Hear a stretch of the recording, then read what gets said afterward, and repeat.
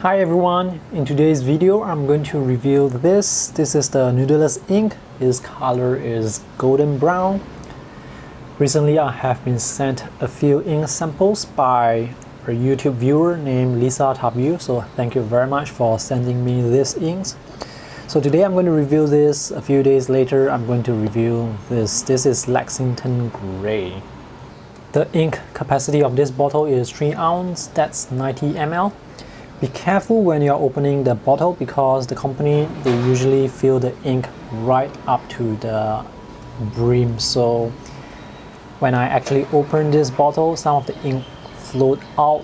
That's why I have some fingerprints here. The pen that I'm using today is the Sailor fountain pen with cross emperor nib. I'm using this pen because it can produce a very thick line. This is to let you see the color of the ink more clearly.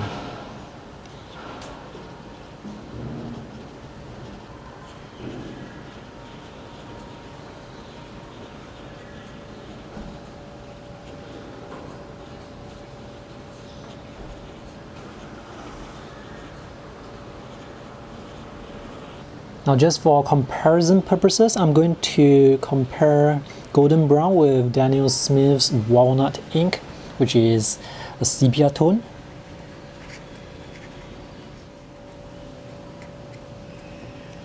The golden brown has a yellow hue to it. I can see some color transition. So this part here is more yellow, and then this part here is more brown. It's a nice transition. You can see that here as well, from yellow to brown.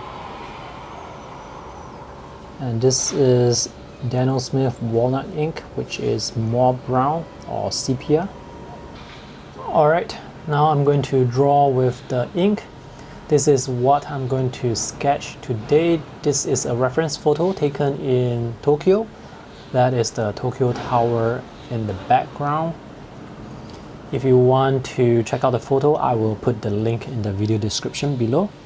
I actually like this photo because there are a lot of trees blocking the buildings in the background. So because of the trees, I do not have to draw so much details for the buildings behind, which is great. It's going to help me save a lot of time. So I'm going to start from the left side first. I'm going to draw this lamppost first.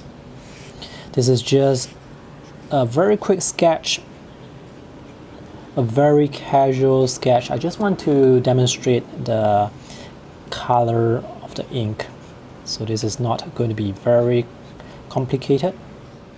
So that's the lamppost in the front. There's another sign here. And now I can draw the trees.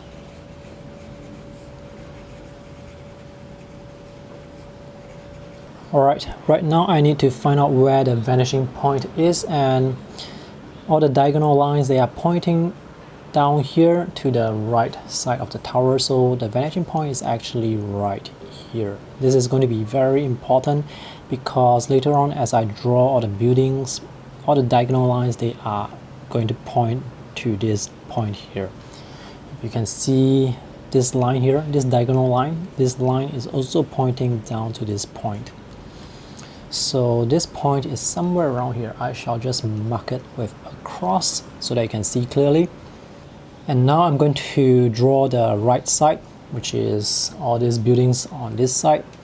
So I need to get my proportion right. So let me see, these buildings here, they are aligned with this sign here, this circular sign here. So I shall start somewhere around here. Because they are so far away, I'm not able to see a lot of detail, but I have to make sure that all the diagonal lines, they should point down to the X there. So there's a very tall building here. Notice that there is a doorway, there is a sign here as well. So I'm going to draw the sign first. So the sign is going to be somewhere here. Take note of the cross, align that with the cross, and this is the angle of the sign. So the sign protrudes out slightly, and this is that building. Maybe I'll give this building a doorway as well. Now if your angle is not accurate, for example right now this angle is not accurate, it's going to look off. So it's very important to align to the vanishing point. And now I can draw the fence on the side here, on this side, and also perhaps the trees, the shrubs here. So same thing, just try and get the angle correct. Now this fence around the road curb, they are very thin, so I'm going to use very thin lines for those fence. And these bushes here, the smaller plants, they are almost horizontal but not exactly horizontal. So it's going to be tilted a bit. They are behind the trees, so I have to draw the branches in front. And now I'm going to draw the buildings on the left side. So let's start with let's say this building here. So this building, there is a diagonal line that goes to this cross, the vanishing point. So it's going to be something like this. Go all the way down. There is another building on the left side. Sorry, I mean on the right side, that has a diagonal line as well. So same thing, it's going to go down to the vanishing point. So much of the building is covered by the trees here, which is awesome. I don't have to draw all that. There's another building here, and another building here. And this building has a diagonal line as well, so this diagonal line is going to go down like this, and then like this.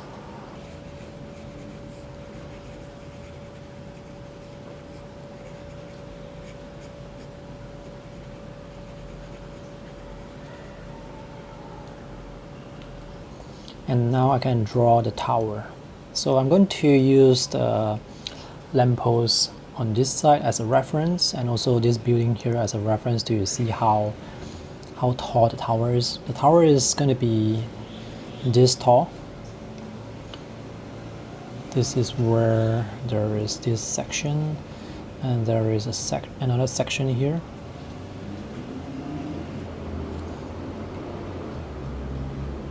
Notice I drew in the sections before I connect the lines.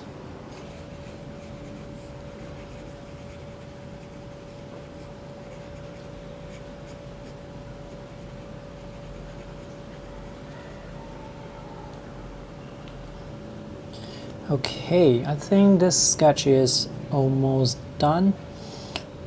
It's a very quick sketch. Now I'm just going to basically just shade in some of the areas to make the contrast a bit stronger.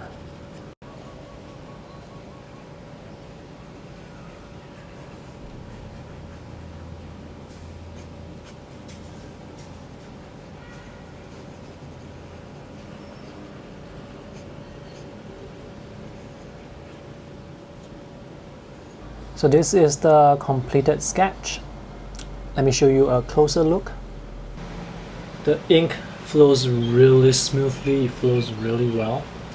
You can see some nice transition in the color, in the value from dark to light. So as I go over the paper a few times, I do feel that the paper fiber comes off a bit. This is 180 GSM cartridge paper. This is my photo's actual composition. It's actually like this. I extended the bottom parts here, so my photo is like this. The ink is not waterproof, so this is how it looks like when I apply water over the ink. So if from golden brown it turns into yellow. This is how the ink wash looks like when it's almost dry. There is some gradation as well. So for areas where the ink is more concentrated, it's darker. Overall, I find the ink quite nice to write and draw with. The color is quite dark, so it's dark enough for writing, for legibility. And for sketching purposes, I think it works well. It's not waterproof, so you cannot use this with other water-based medium like watercolor. But other than that, it's a pretty fine ink. So this is the Noodler's Golden Brown.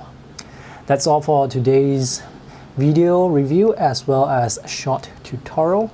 If you have any questions, let me know in the comment section below. Thanks for watching. See you in the next video. Bye.